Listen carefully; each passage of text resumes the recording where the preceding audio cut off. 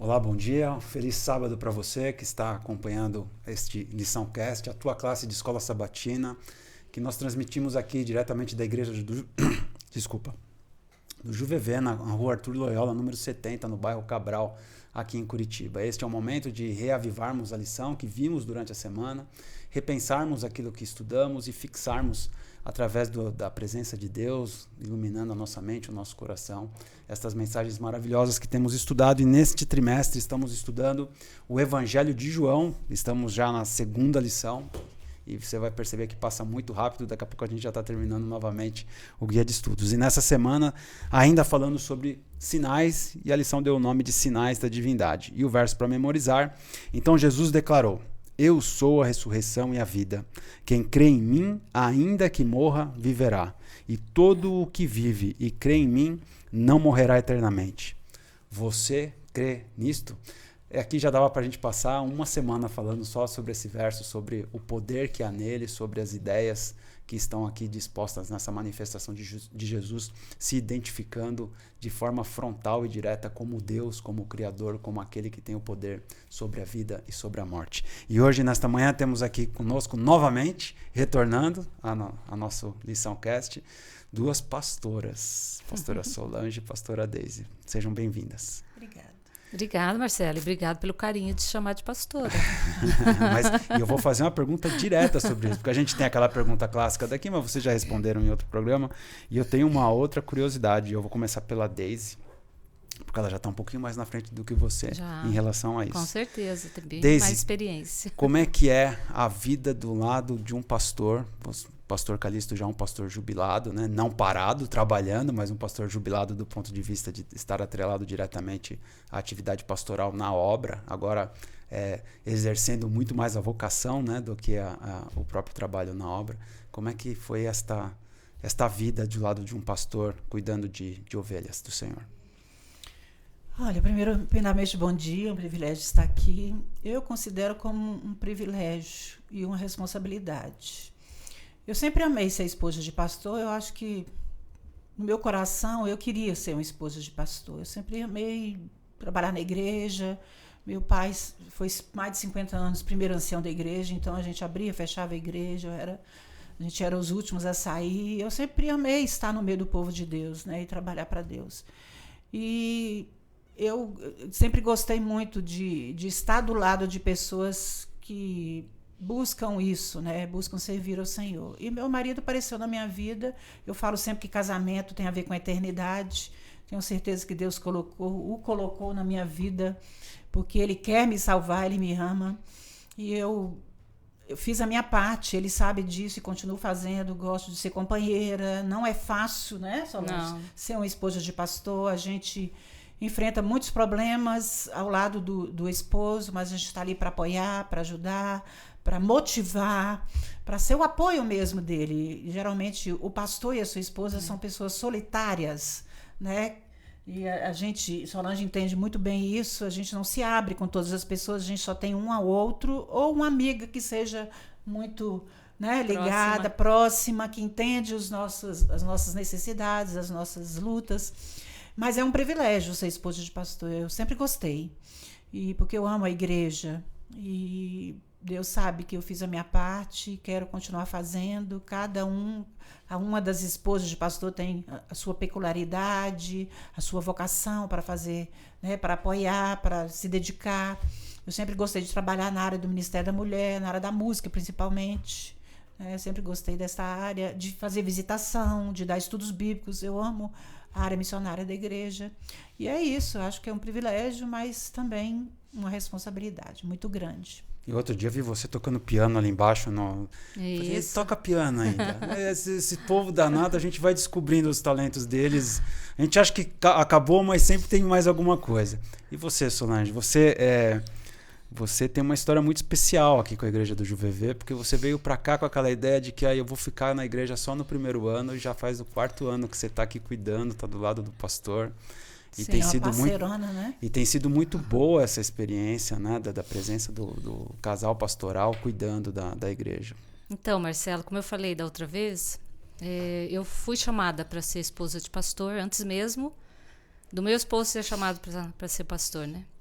E eu vim descobrir isso, na verdade, depois que eu já estava casada, já era esposa de pastor, que eu fui entender o chamado de Deus para mim. Então, como a Deise falou também, era rato de igreja, né? Sempre estava na igreja, gostava de participar de tudo, estar envolvida em tudo. Minha mãe era uma pessoa muito envolvida também na igreja. Então, essa vivência da igreja me faz muito bem, é como se eu estivesse em casa.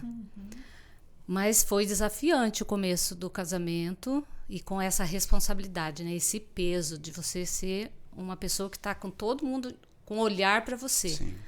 Então, eu, como já era perfeccionista, você pode imaginar, né? O quanto que eu me cobrava para fazer tudo direitinho e realmente ser um bom exemplo para a igreja, para as irmãs, né? Para ajudar realmente no ministério. Então, realmente foi muito desafiante no início. Meu esposo, a gente se completa muito no perfil, né? Então, a gente sempre foi muito parceiro, a gente sempre conseguiu o que um é forte, o outro é fraco, então a gente se completa. Então, também foi um privilégio e uma realização. Mas o resumo hoje, já com 32 anos de ministério, o resumo disso é: Deus me fez esposa de pastor para me salvar. Amém. Amém. Não tem outra explicação. A gente de fora, eu vou falar um pouquinho sobre isso, assim, eu tô fora, é aquele negócio assim, não é a minha praia, nem poderia falar nada, mas a gente de fora percebe assim, o quanto o plano de Deus se executa quando a gente olha para a vida de um casal pastoral, né? A gente percebe que o pastor simplesmente não existe se não houver uma esposa que cuide do ministério junto com ele, né? Tem o chamado, né, junto. A gente vive numa sociedade que separa muito as coisas, né? As pessoas vivem quase sob contratos e isso é o que tem destruído a nossa sociedade, na verdade, né? E eu posso falar assim, olhando de fora, e falo com agradecimento a Deus, porque a gente vê o plano de Deus sendo executado de maneira prática, né? Quando a gente olha para o casal pastoral que funciona, né, a gente percebe como o plano de Deus é esse mesmo, de que o homem e a mulher, como você acabou de falar, eles se unem, né? Eles fazem uma simbiose, e isso funciona por causa dessa simbiose. A gente não tem como trabalhar, não, você tem a sua conta, eu tenho a minha, você tem o trabalho, você paga essas contas, eu pago essas. Isso só funciona na cabeça dessa sociedade secularizada. Na cabeça de Deus era outra coisa. Obrigado por compartilharem isso com a gente aqui. Ora pra gente, Solange, por favor, pra gente começar. Sim. Pai querido, nós estamos aqui mais uma vez reunidos para ouvir a tua voz. Amém. Que o teu Santo Espírito se faça presente, como já esteve ao longo da semana, ao estudarmos cada tema dessa semana, da lição, do estudo da Bíblia.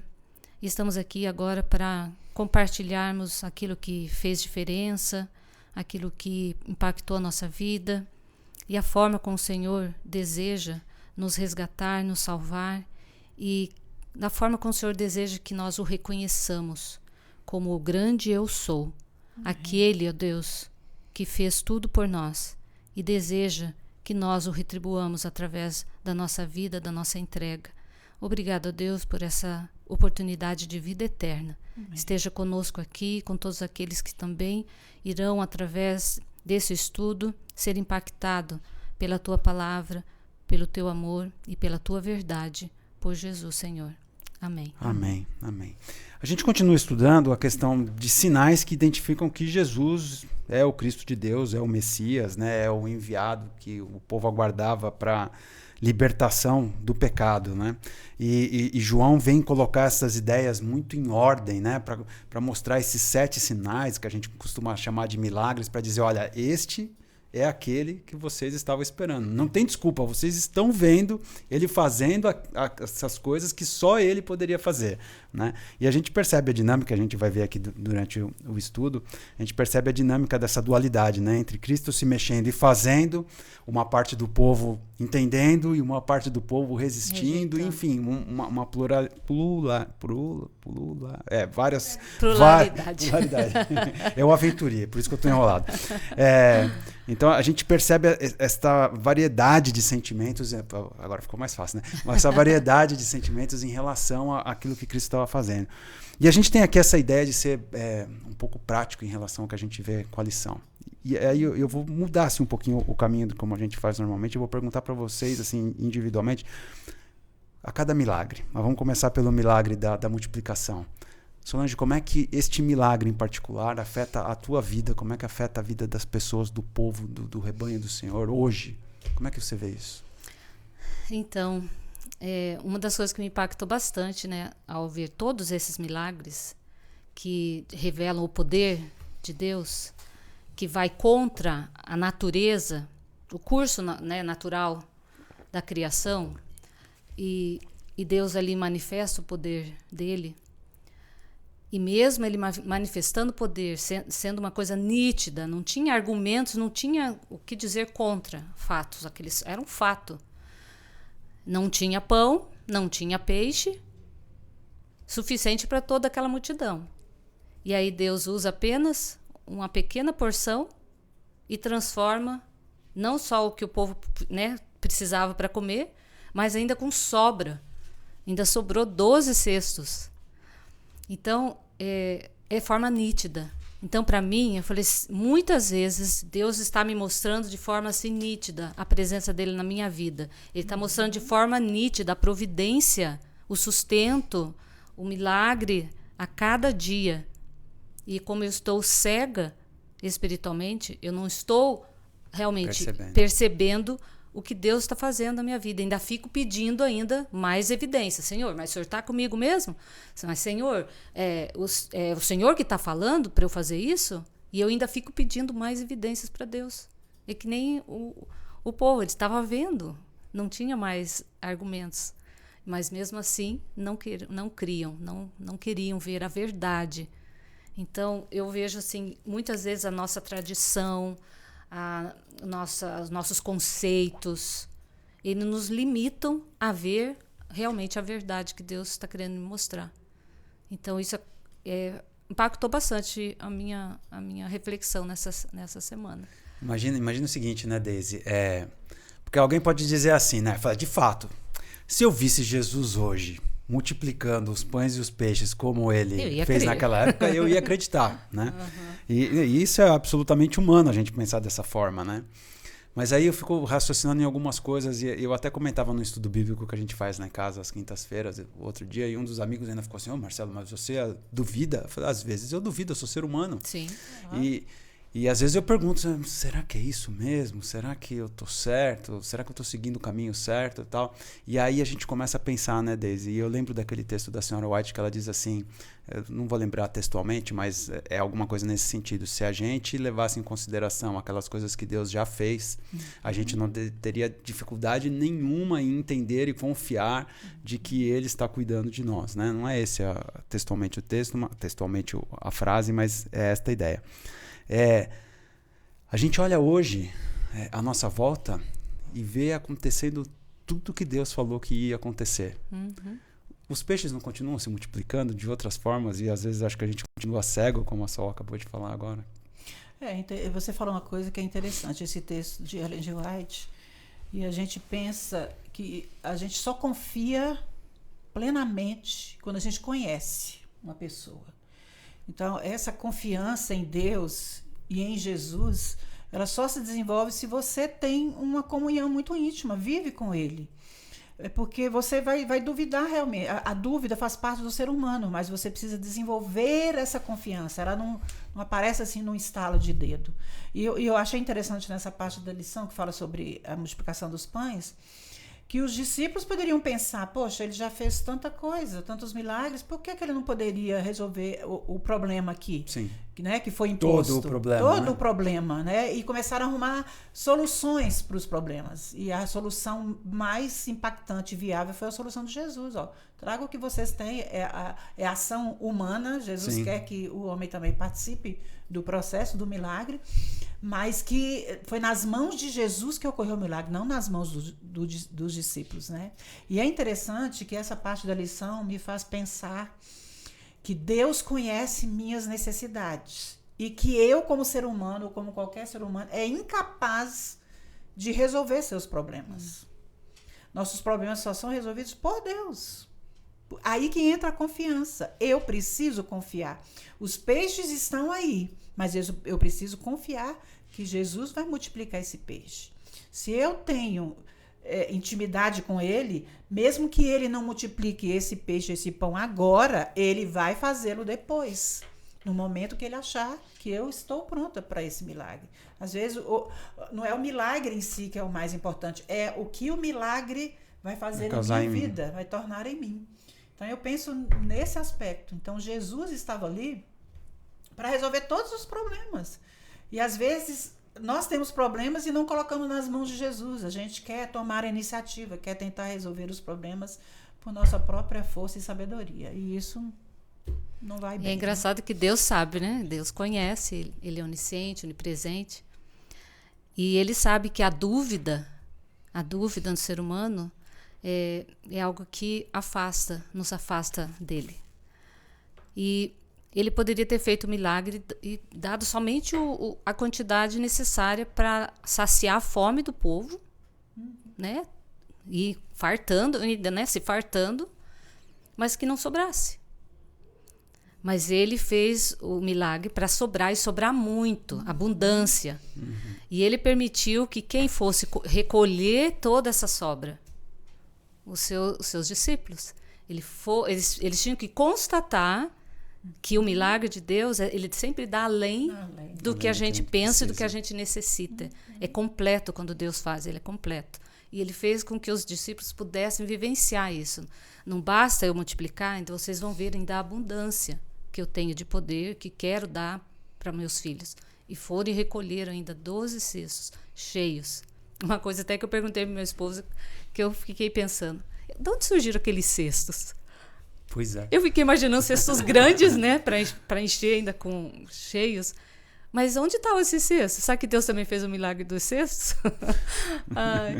Eu falei, o meu esposo nunca tinha pensado nisso. Falei, então é uma coisa para se pensar, vamos pesquisar.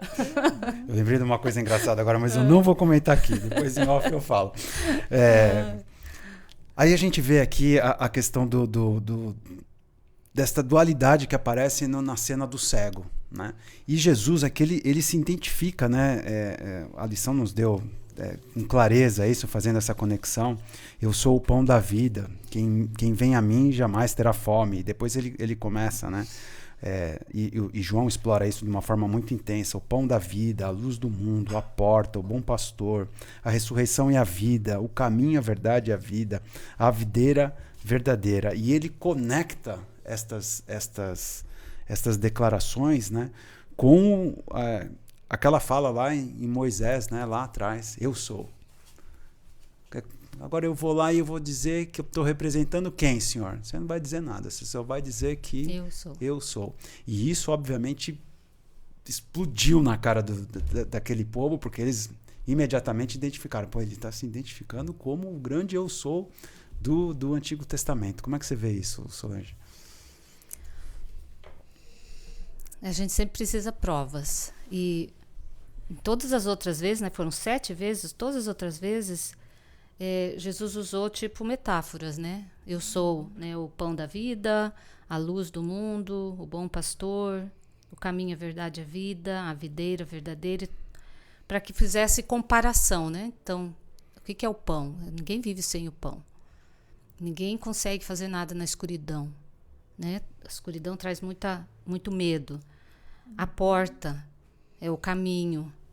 Então, tudo tinha uma relação. É tudo que nos basta, né? Para que a gente, como ser humano, né, tentasse entender a grandiosidade, a divindade, o poder de Deus. Mas quando ele se autodefine, né, ele usa uma forma absoluta. Eu sou o grande eu sou. Então não precisa mais nada. Basta, isso basta. E muitas vezes, que era a dificuldade das pessoas naquela época que seguiam Jesus, eles seguiam a Jesus não pela face dele, não pelo poder dele, não por aquilo que ele queria dar, né, que não ia mais faltar. Não ia mais faltar o pão, não ia faltar mais a água. Ele queria dar realmente a vida eterna. Mas as pessoas buscavam as mãos de Jesus. Aquilo que ele podia dar, o pão material. E é isso que levava a multidão a seguir Jesus e no outro dia, e no outro dia. Então, aqui nesse ponto dessa lição, para mim ficou muito claro que Deus quer que a gente busque a face dele e não as mãos dele. Porque quando você busca a face, naturalmente, ele vai estender as mãos. Deixa eu só fazer uma introduçãozinha, aí você manda bala. Manda bala é uma frase ruim. Dentro disso que ela falou de buscar a face e não as mãos, né? A própria lição ela dizia assim, os judeus esperavam um Messias terrestre que os libertaria da opressão do Império Romano. Isso mesmo. E essa semana assim, eu ouvi vários programas falando sobre as teologias do nosso tempo, né? E eu acho até engraçado assim, o número de nomes que eles conseguem dar. Não, a gente precisa desta teologia. Eu fico pensando, acho que a gente precisava só de uma teologia bíblica, né? Entender qual é o Deus que se revela na Bíblia vai resolver todos esses problemas. Mas não, eu preciso para essa área, não vou falar nenhuma delas para não dar confusão. E aí, eu fico pensando assim, a gente não está esperando alguém que resolva os nossos problemas aqui também, como a Solange acabou de falar, né? Parece que o ser humano não aprendeu nada, né? Continua buscando as mãos em vez de buscar a face. E a gente, na iminência de um Jesus voltando para resolver definitivamente o problema do pecado, nos levar para a eternidade, a gente não está perdendo ainda como eles perdiam, Daisy? Você sabe que ontem à noite eu estava pensando também sobre isso. Naquela época, eles ansiavam um libertador político, né? Mas a missão de Jesus era redentora. E ele seguiu muitos, não sei se eu poderia dizer a maioria, seguia Jesus por causa dos seus milagres. Eles queriam se beneficiar, né, materialmente, fisicamente falando, mas Jesus queria dar muito mais do que isso, né, e muitos não enxergaram isso. E hoje em dia, eu fico pensando, será que nós estamos tão preocupados com a nossa vida material? Desculpa eu falar isso, mas é o que me veio à mente ontem à noite. Às vezes a gente está tão preocupado com a nossa vida material e a gente precisa lutar, né, para viver aqui, mas até que ponto a nossa luta está tão intensa, buscando essa ascensão social, né, buscar atender nossas necessidades e pomos em segundo plano a busca por Deus, né, por ser melhor. A busca pelo ter está sendo maior do que a busca pelo ser, né? É o que Jesus estava preocupado.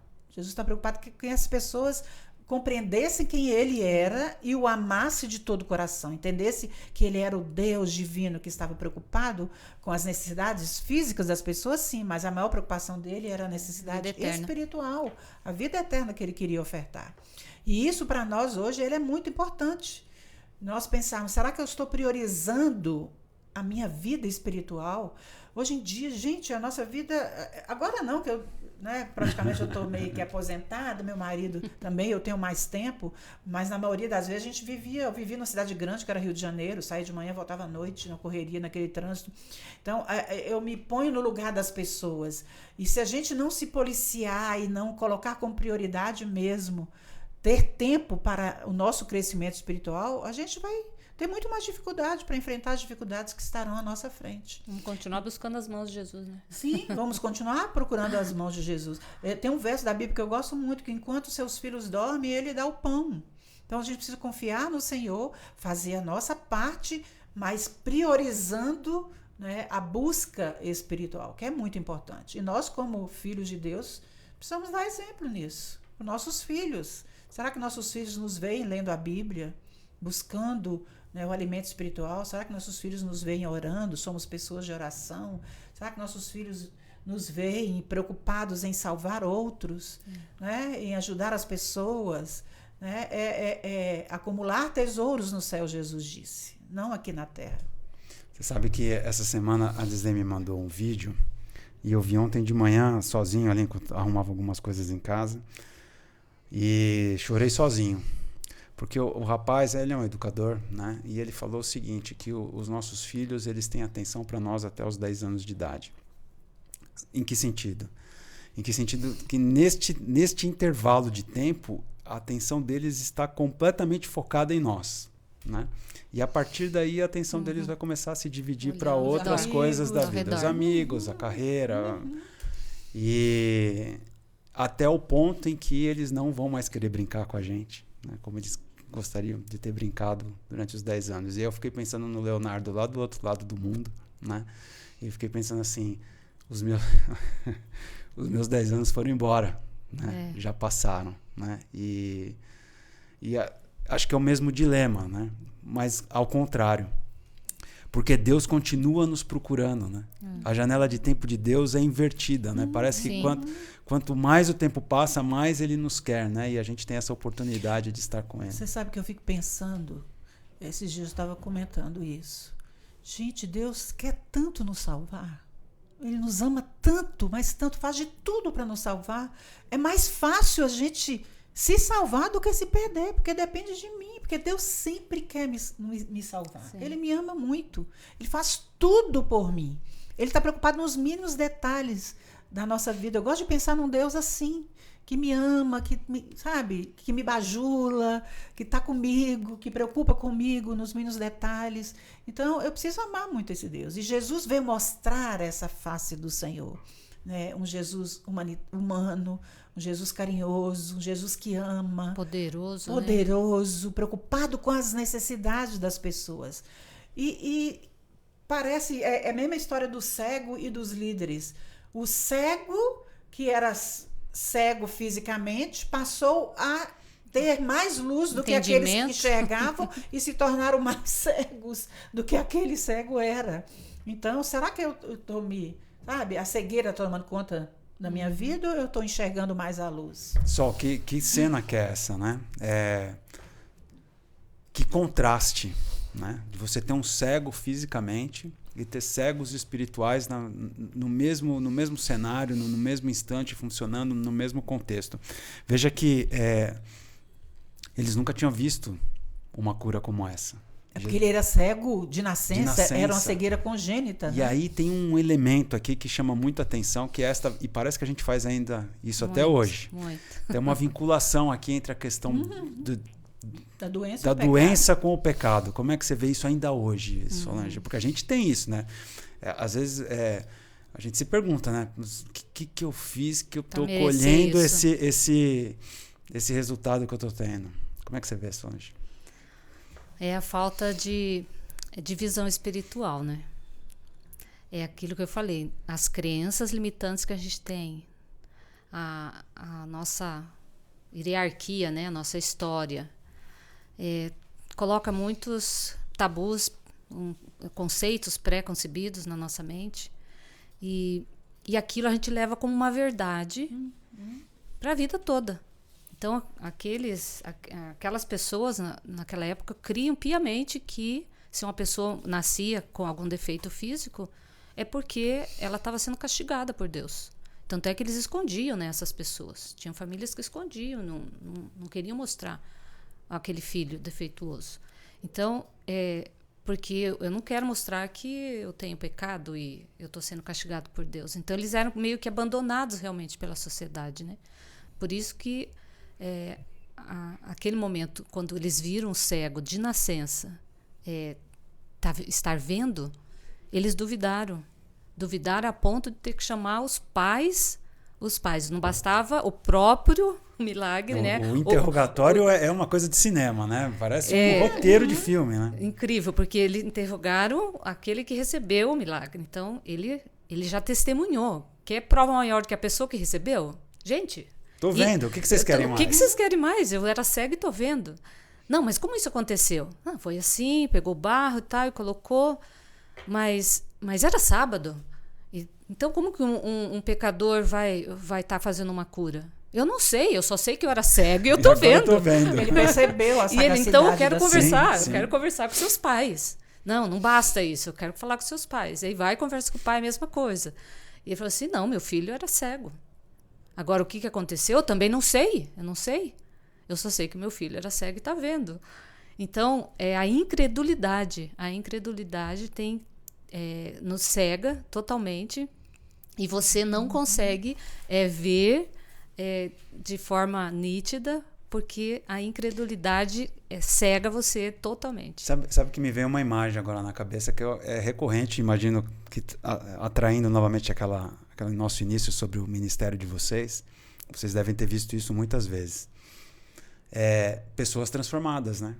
Pessoa tinha problema de ser violenta, de beber, de droga, enfim, de uma série de mazelas que a gente tem como seres humanos, né?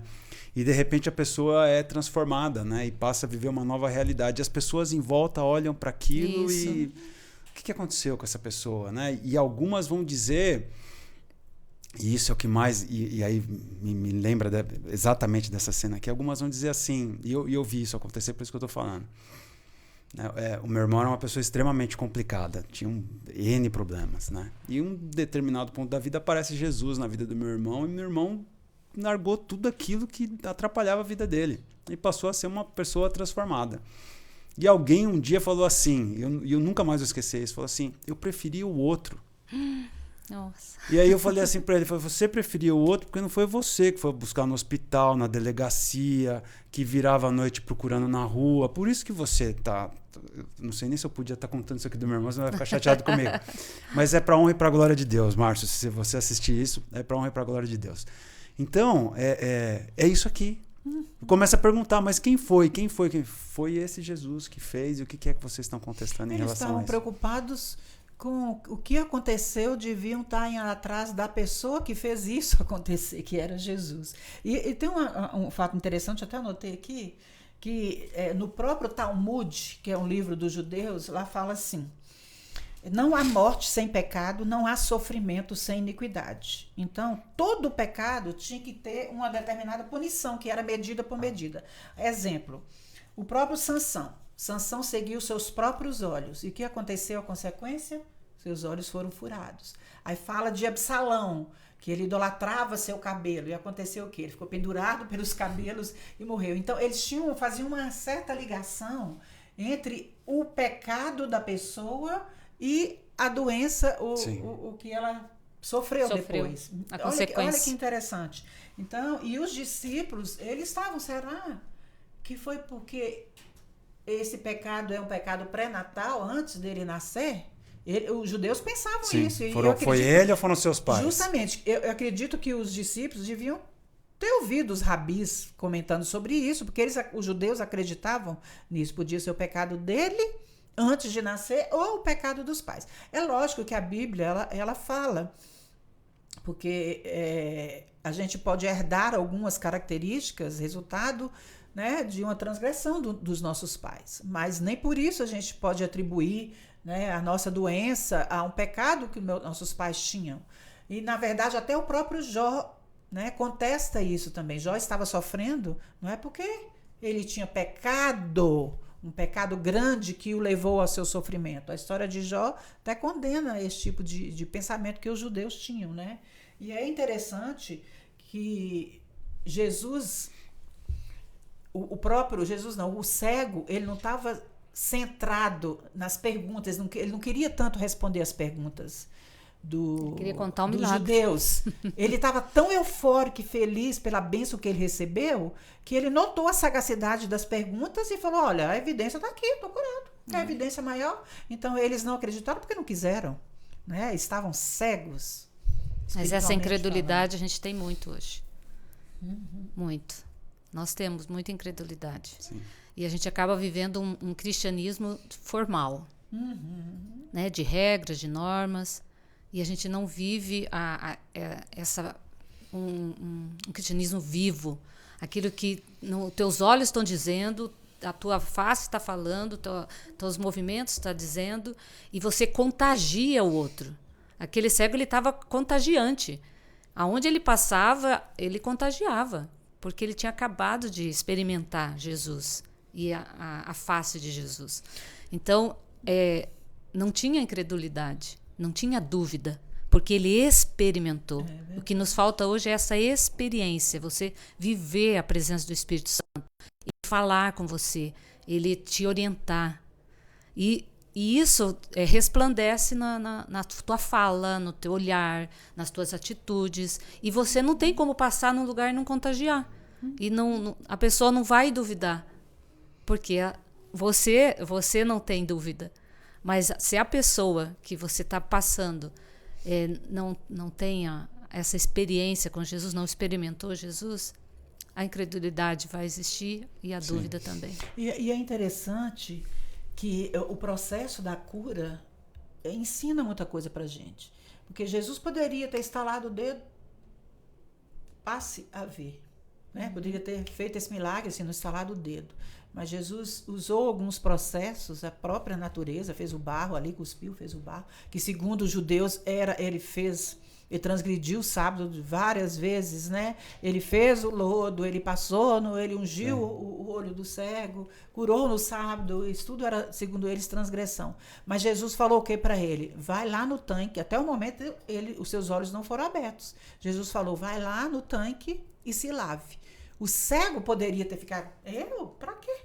Eu nem consigo chegar lá. Nem consigo chegar lá. Mas qual foi a parte dele? Ele acreditou. Ele foi lá e fez isso que Jesus. Então, a gente não tem que discutir as ordens de Jesus, né? Tem que crer. Precisamos crer, como o cego creu. Amém. E aí a gente chega aqui no, não sei para vocês, mas para mim o ápice da lição e desses relatos de milagres, de sinais que Jesus fez durante ou na narrativa do Evangelho de João. E a gente chega em Lázaro. E o cenário todo, mais uma vez, chama muita atenção, né? E a gente percebe como é uma construção assim divina mesmo, sendo aberta para nós. É uma revelação mesmo, né?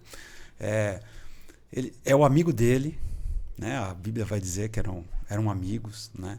Ele está longe, ele espera o tempo para passar o período do misticismo. Bom, se eu voltar agora e ressuscitar ele agora, eles vão falar que ele não tinha morrido ainda. Então eu vou lá só no 4º dia, que aí eles vão ter certeza, na cultura deles, porque imagina, esperar 4 dias que uma pessoa está morta mesmo, não tem jeito, né?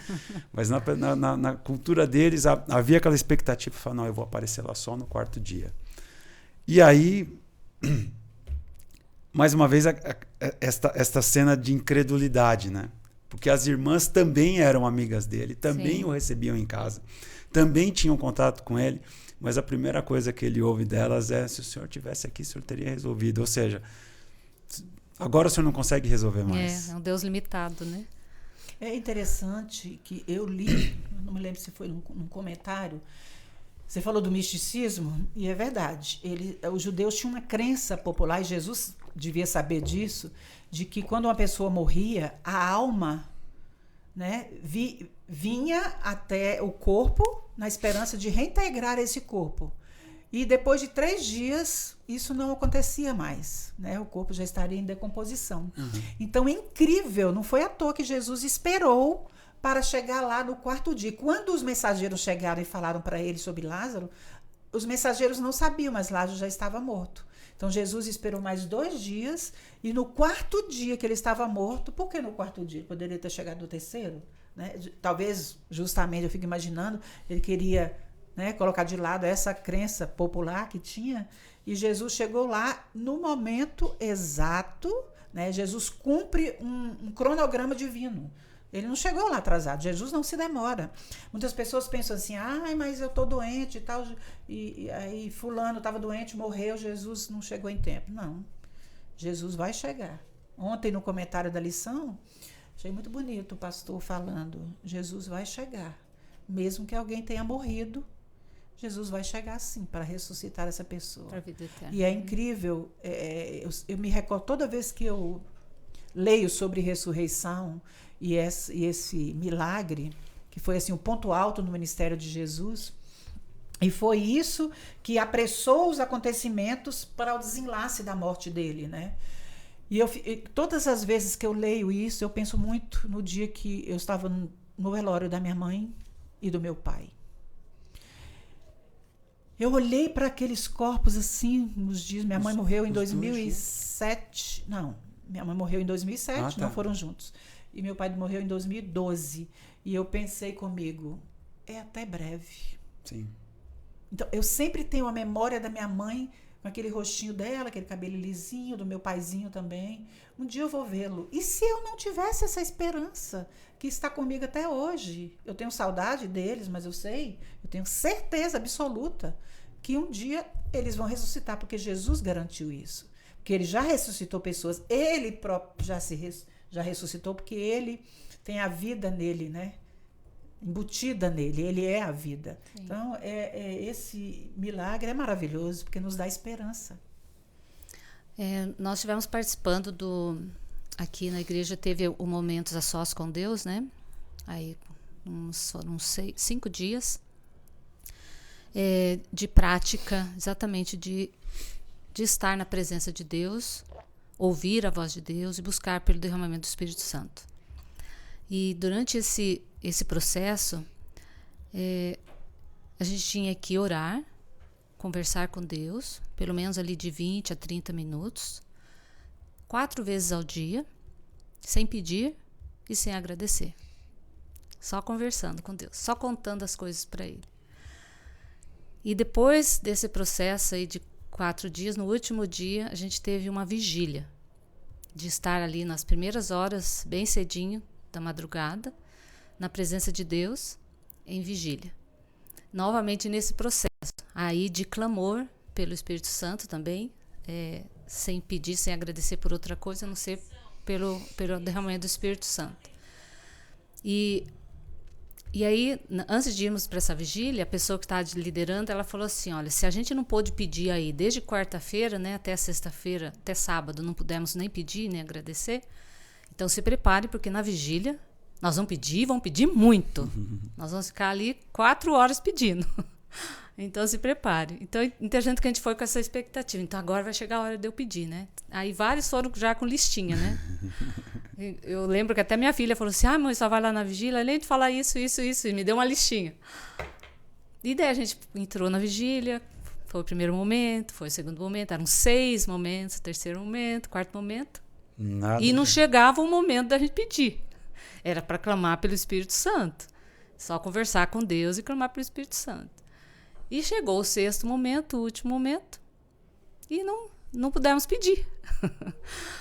E aí uma coisa que me marcou muito, que faz toda a diferença a gente colocar isso na nossa mente. Nós queremos sempre pôr os problemas e pedir, né, que Deus nos ajude nos problemas. E a gente não esquece de pedir por aquele que vai nos dar sabedoria, vai nos dar força, entendimento para resolver os problemas, que é o Espírito Santo. É o principal. É Ele que vai mostrar, me dar discernimento e tirar minha cegueira espiritual e fazer com que eu veja as coisas e os problemas de forma espiritual e não material.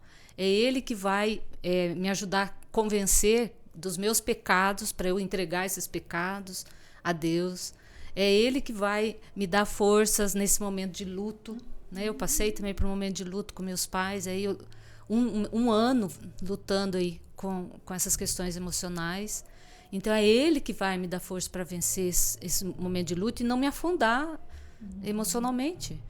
Então eu tenho que clamar muito mais pelo Espírito Santo do que passar horas. Às vezes eu passo até horas, mas se a gente for pensar, a gente só pede, é uma lista tão enorme que se passar, a gente passa 1 hora mesmo só pedindo, né? Pelos pedidos, mas a gente que está aqui na liderança da igreja. Então a gente tem que clamar mais pela face de Deus, pelo Espírito Santo. É Ele que está aqui, é Ele que nos convence, é Ele que nos transforma, para que realmente essa cegueira, essa incredulidade, né, desapareça. E eu não duvide, mas só creia. Solange, vem para fora. Exatamente. Deise, vem para fora. Marcelo, vem Saia para da fora. tumba. Né? A gente vai caminhando para o fim, né? E eu não estou falando do fim do programa, mas do fim mesmo.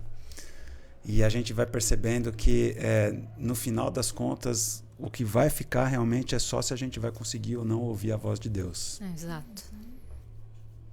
É isso que resolve todos os problemas, né? Eu aprendi isso aqui em Curitiba. Eu já passei momentos difíceis aqui em Curitiba. Eu já comentei isso com você, com o pastor Santos. Eu já passei momentos difíceis aqui.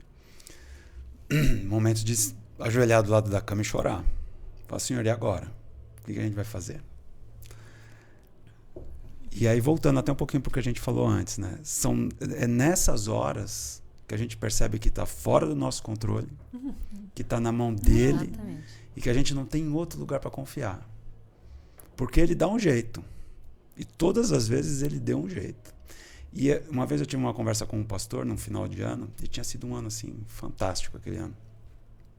E eu falei assim, eu espero que Deus me prepare para quando o ano não for fantástico como foi esse, para que eu tenha a mesma confiança nele que eu tive este ano. Né? E eu tenho vivido isso. Eu tenho muito mais confiança nele hoje do que eu tinha no tempo em que estava tudo retinho, tudo lisinho. Então a gente perdeu mãe, a gente está longe da família, mas a gente tem um Deus que está falando assim, vem para fora, vem para fora, eu estou aqui, vem para fora. Né? Eu sou a ressurreição e a vida.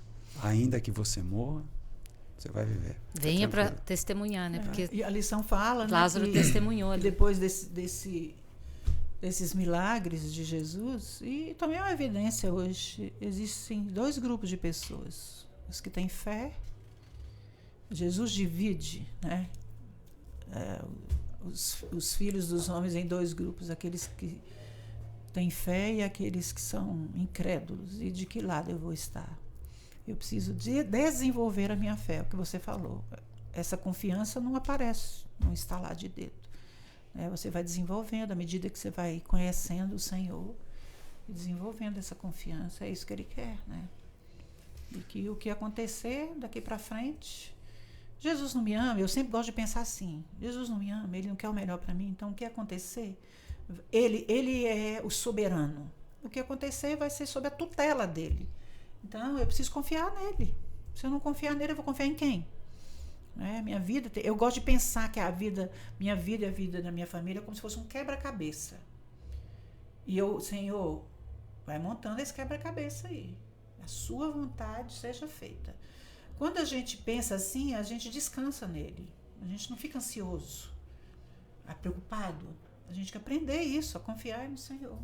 Porque Ele nos ama e quer o melhor para nós. A nossa natureza, né? A nossa natureza pecaminosa nos leva sempre a achar que tudo é sobre nós, né? Sim. Tudo é sobre nós. Não gosta de mim, é porque nada dá certo para mim, é porque isso está acontecendo. Então, é tudo sobre nós, né?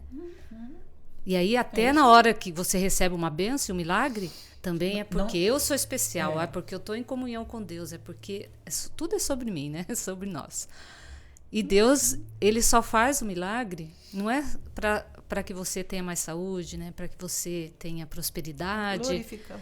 É só para dar glória a Ele. Então, quando eu vou testemunhar, para ser essa testemunha, é para falar sobre o grande eu sou. Não quem eu sou, não é do meu eu, é do grande eu sou. Então, tudo que eu recebo, das mãos de Deus, da face dele, eu preciso testemunhar. Então é aquilo, né? Chama para fora, sai do teu casulo aí, sai de você ficar nessa autopiedade e só pensando em você e só vendo as suas dificuldades, seus problemas.